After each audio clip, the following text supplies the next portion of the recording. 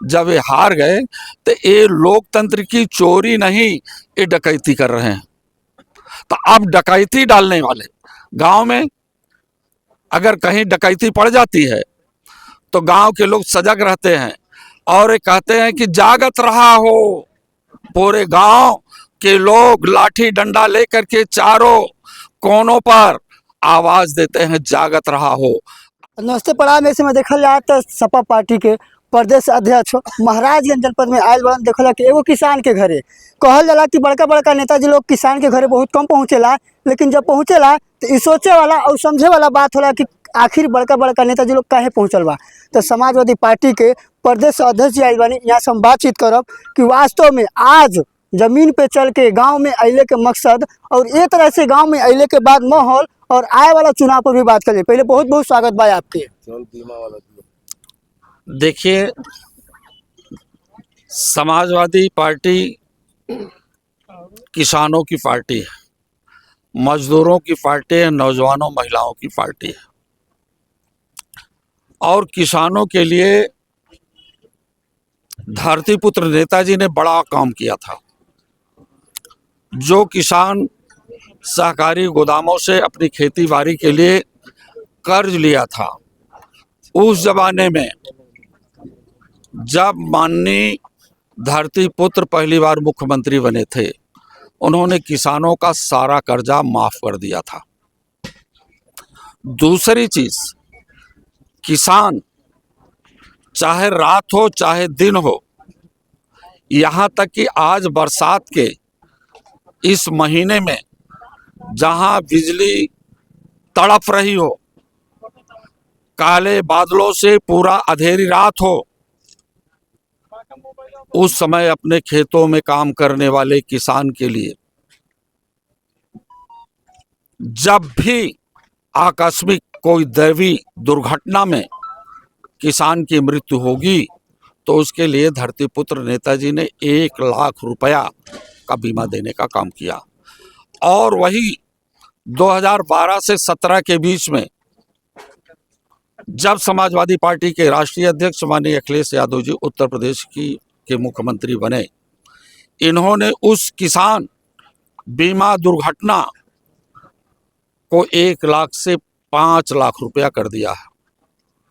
आज पूरा उत्तर प्रदेश का किसान, भगवान ऐसा ना करे कि उनके ऊपर ऐसा जोखिम चीज आ जाए, लेकिन यदि हो जाता है तो किसान की भलाई इसी में है। जब किसान खुशहाल होगा तो देश खुशहाल होगा। किसान के बात कल जाता, हर किसान के अनाज से ही पेट चलता सबकर, लेकिन एक किसान के ये घटना के बारे में क्या सोचते हैं आप, यूरिया खाद खातिर लेकर विशेष?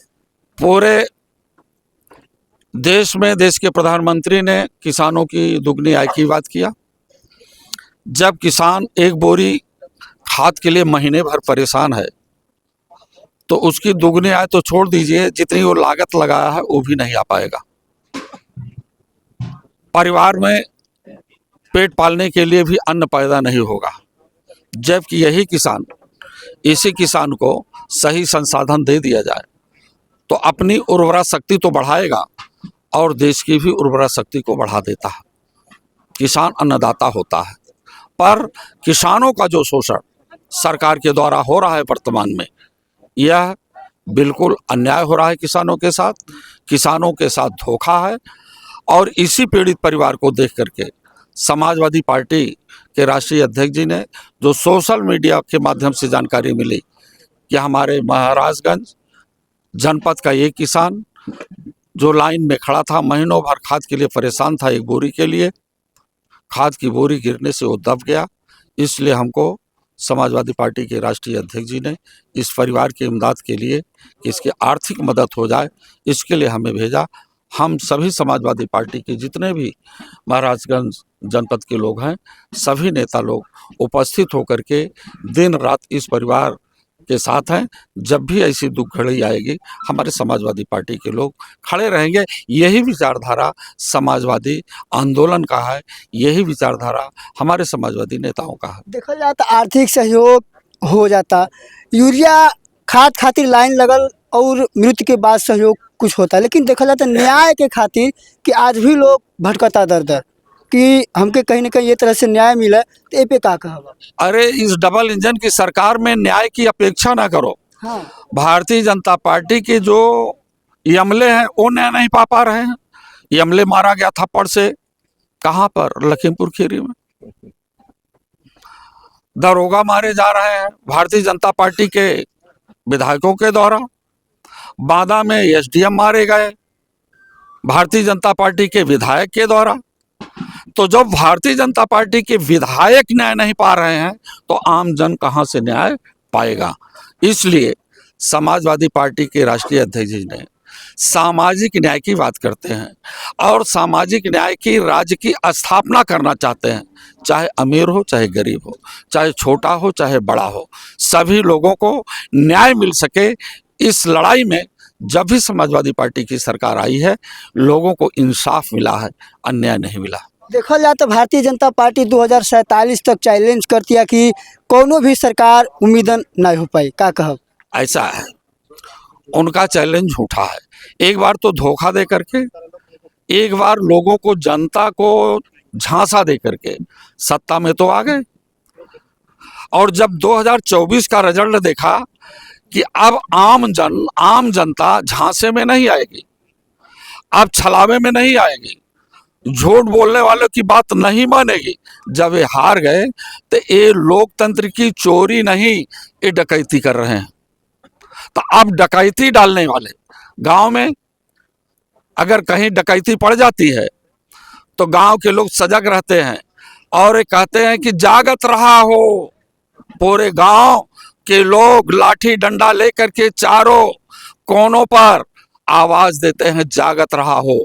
अब ये इन लोगों को कहीं न्याय नहीं मिला है, इसलिए मुख्य रूप से पीडीए के लोग अन्याय ज्यादा कर रहे हैं। ये लोग पीडीए से नफरत कर रहे हैं।